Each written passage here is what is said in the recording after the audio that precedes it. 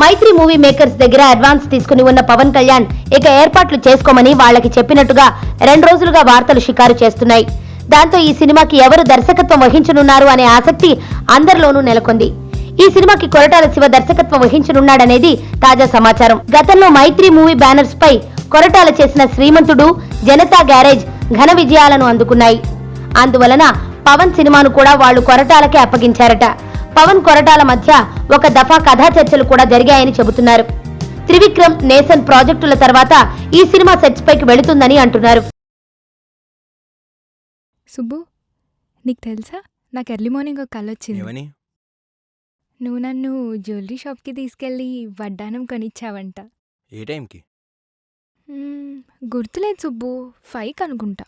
అదే మరి 5కి మీ బాబు వచ్చి బిల్లు కట్టినట్టు నాకు కాల్ వచ్చింది.